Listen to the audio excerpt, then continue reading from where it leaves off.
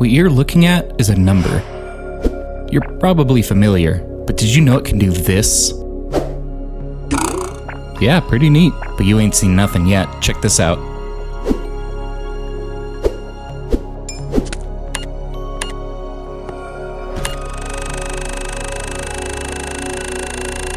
You should make an incremental game.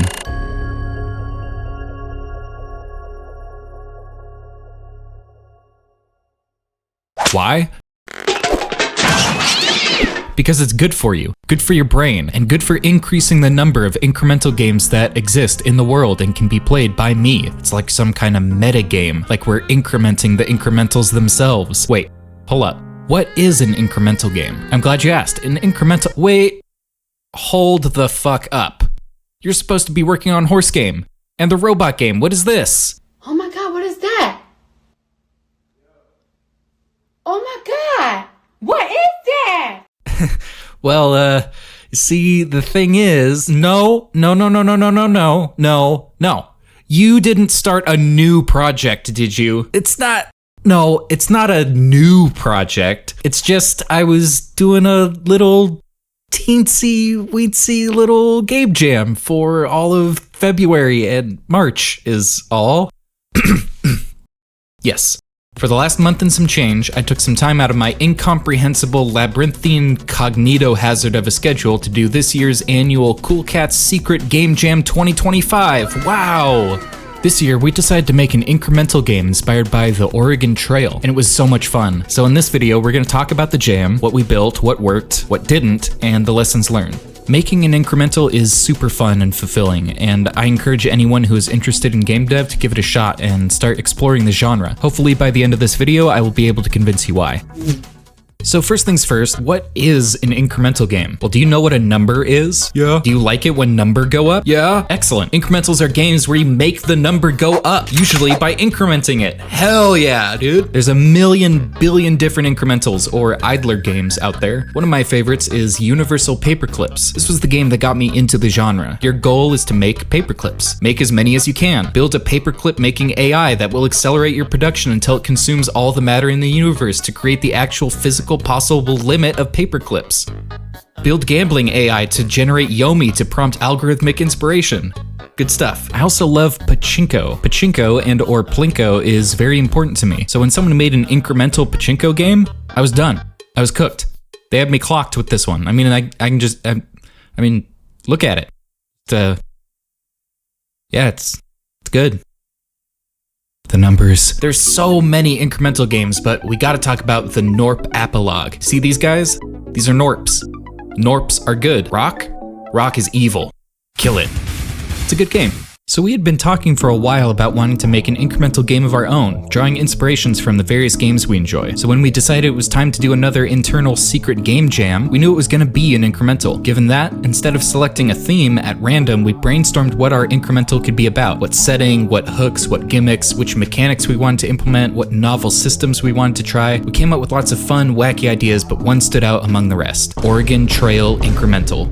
Yes, you remember. We all remember. Oregon Trail was a series of adventure role-playing games that cavemen used to play on rocks thousands of years ago. It had humble beginnings and many iterations. The franchise even saw multiple different publishers take a crack at it. The iconic versions my friends and I grew up with the 4th and 5th editions from the Learning Company. These games were, for whatever reason, installed on all the elementary school computers when I was a kid, and were surprisingly fun RPGs you could play while the boredom and monotony of public school in the 2000s slowly dissolved your brain. The game was about spending your limited resources to prepare for a long journey, getting initial supplies and interacting with NPCs, then setting off to overcome challenges and random events. And our pitch is pretty similar. It's basically the same game, but the mechanics will be based around incrementing various resources necessary for progress, mainly distance. Your goal is to make it to Oregon by trekking across the unsettled wilderness of the 19th century North America. But things are a little different this time around.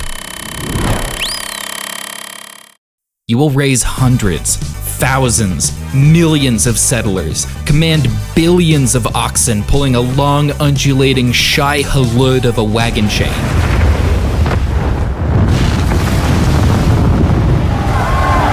At least, that's the idea.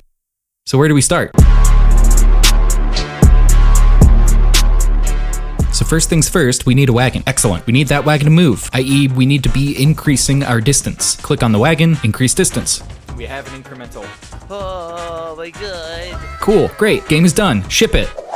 Okay, but what is distance? We're gonna have settlers, we're gonna have oxen. Oxen give you speed, speed gives you distance. Settlers and oxen need victuals. Settlers and oxen both require victuals or they'll starve. Settlers can do jobs like hunting or foraging or pushing the wagon to generate resources like victuals, oxen, and even more settlers. So what are these things I'm describing? Well, we've got resources, we've got stats, and we've got jobs. Resources and stats, those are effectively just numbers. Those are gonna live in our game data. It's kind of a different way of designing games than I'm used to because we have a single centralized data container for all of the information, which is mostly just various numbers, and the rest of the game are just representations of that and UI for interacting with that data. That's right, it's data-driven design, baby. That's what I've been waiting for. Making an incremental has given me the opportunity to learn a lot about how to think about the game and its state foundationally as a set of data, and design the systems around parsing that data, representing it, and interacting with it. I think these are extremely useful development concepts that a game designer should explore if they want to get better at making games. One incremental I liked a lot is called antimatter dimensions. I like this as an example of a pure incremental. It is really minimal and straightforward, but has a lot of polish on its bare bones simplicity. It is really just click to make number go up and trying to make number go up faster. There were two ideas from this game I wanted to try to subsume into Halfway. Oh shit, yeah, I forgot, geez. I forgot to introduce the name of the game. Halfway to Oregon, that's what we're calling this project. Or Halfway for short. Anyway, things I wanted to borrow for Halfway: tick abstraction and auto clickers. In antimatter dimensions, the game has a way of simulating game ticks, and you can improve the rate at which these processing ticks happen. To mimic this, we have a stat in the game called tick rate, and we have a timer called global game tick or something like that. As tick rate increases, the time between timeouts on the timer decreases, making the game get faster. Timeout signal triggers the game's called the on-tick method on all the nodes which are tick dependent as a group. So this is how we trigger stuff to happen over time in the game. But what if we want to trigger stuff to happen when a resource or a stat changes? Use a similar concept but take it a little bit further in the game data class itself. For each parameter in game data, if we want or need it to be something another entity or class needs to subscribe to, we give it a setter method where we emit a notification that the value has changed. For any fledgling baby boos in the audience, a setter and getter is a method that you can create that runs whenever a parameter is set or accessed. Now, I recognize that this is not necessarily the best way to do this type of thing, but it's what we ran with and it worked okay for us. Each parameter has a group designated for observers of that parameter. So if you need to observe the number of settlers, you join the settlers observers group and implement this onResourceChanged method. Whenever that parameter gets modified, the value and type of value will be passed along to all its observers. This worked fine, but knowing what I know now, I think I would have done this a little bit differently. I would have probably tried to define a formalized parameter class with setters and getters that had some kind of on-modified signal that an observer could hook into directly. The game data would then have these parameter class resources instead of just floating point values, but their setters and getters would connect to the parameter's internal setters and getters. That way, you could still access the variables the same way. The end result wouldn't necessarily function any differently, but in my mind it would be cleaner and potentially avoid certain pitfalls. Primarily, we avoid cluttering up the group namespace with these observer groups for each property. Also, there's this whole enum situation. Oh my god. Okay, this really gatekeeps my girl boss. So in the game, we want to display the value of these properties to the players so they can watch the number go up. But I don't want to have to make a parameter display for each and every property in game data and hard code it. While it's possible to search for properties using the get method on objects, I don't want to use a string because ew, gross. So we went with an enum. When we make a property that should be observed, we also add it to the data type's enum. That way it can be referenced and referred to. This lets me do this where I can select a property to monitor in the resource display UI prefab, but I don't like this. This still sucks because I have to now maintain multiple things for each property. But I don't know exactly how a parameter class could solve this because it's not like I could define an entire class for each individual instance of a parameter. That's not really feasible either. At best, I would just have the categories of parameters as classes like resource, stat, modifier, coefficient, etc. So to be honest, I don't really know what a better way to do this would look like. Perhaps something that makes use of the get property list signal on game data to override the enum hint with a list of the actual properties that are of the parameter class type. An experiment for future me someday. Or if you're smart in the comments, please tell me how you would solve this to achieve a similar effect. So let's talk about jobs. A job is something you can assign settlers to, and they will do that thing. Originally, I was imagining these being our incrementers. The job was the button you click on to get the thing. Each job would have a recipe that describes inputs consumed and outputs produced, and the ratios therein. That ratio would be multiplied by the number of settlers assigned to the job, as well as things like proficiency. As you complete the job, you gain experience in it, which raises the proficiency of the job and increases its output. Played around with different designs for how to do progress bars on the jobs, and pretty soon we had a working interface for managing your settlers and generating all the resources you need to keep things moving. But there was a problem. This was really boring. Well, dude, come on, look at the kind of game you're making. No, that's not it. This was really not doing it. I did not feel like I was incrementing. I felt like I was managing. I was managing the business of my settlers. I felt like I was just making sure they weren't idling so that food supplies were maintained and thus the wagon could keep moving. There's too much of a disconnect between the interfaces I could interact with as a player and the progress in the game. So we needed to refactor. Let's take foraging and hunting as examples. Instead of clicking on the job button to do these things, what if you clicked on the thing in the background? Clicking on a cactus to forage, clicking on a bird to hunt, Enemy spotted. etc. This immediately felt way more like a video game. Now I felt like I had a much more direct relationship with the influence over the acquisition of the resources. Additionally, the job is no longer processing at an arbitrary rate and scaling output by the settlers assigned. Instead, you have what is called click power. The settlers assigned to the job is the power that you click with when you click on something relating to that job, and you have to have at least one settler assigned to click at all. But what determines the conceptual relationship between a thing that you can click on and the job it's associated with? We'll get to that in a bit. We had this idea early on that you would have to start by assigning settlers to push the wagon. And any of your oxen that you accumulated afterwards would automatically generate speed for the wagon. This was funny, but we need to tweak this just slightly. We'll add a job called the coachman to be represented with the front of the wagon, and all your cows are drawn up front. When you click on them, it will pull the wagon. Same dealio with the settlers pushing from the back. Husbandry will allow you to wrangle oxen you find in the wild and bring them into the fold. This obviously works great for jobs that have a clear analog to an object in the game screen. What about jobs that are more invisible, like education? Education, or parenting, is a job that converts oxen to settlers, and is the main way of increasing the number of settlers in your wagon. There's also the butchery and the workshop. How do we unify these concepts? What is the through line that makes a job as a concept something consistent regardless of whether or not they're clicking on something in the background or doing a task internally within the wagon? And how do we relate the concept of progress on a job for things like hunting where you're killing a bird, workshops where you're crafting goods, and driving the wagon where you're continuously progressing forward? Within the wagon. The wagon. The job is in the wagon. They can click on the wagon.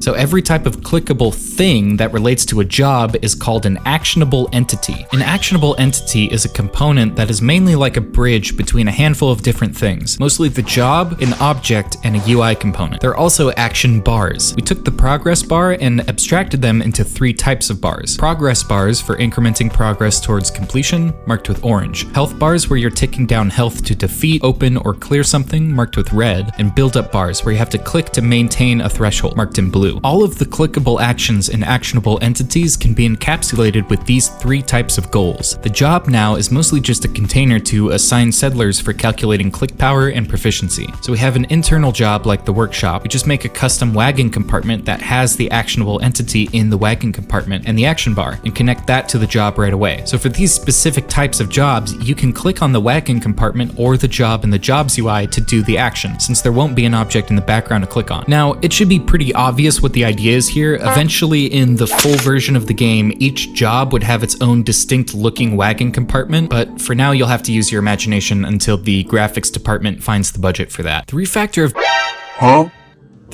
of jobs also opened us up to refactor the whole presentation of the game from a UI perspective. The side menu for managing your wagon was originally just the jobs panel, but now it's a tabbed menu with sections for different things. The wagon section gives you an overview of your wagon as a whole and lets you see which compartments you've built. Purchasing new jobs is now presented as building a new cabin. You can view the production stats of a cabin and see the same report on the progress of the current job associated with the cabin. The jobs tab lets you see and interact with jobs, letting you assign settlers and view the upgrades upgrades you've unlocked for each job, and lastly, the upgrades tab, which we haven't even talked about upgrades yet, but we'll get there. Refactoring all of these systems gave me the opportunity to really explore modular UI design, and I feel like I've made massive improvements in decoupled implementations. But I had to pull some 500 IQ dark wizardry just to pipe the relevant data resources around to be able to get all these to show the correct information in real time.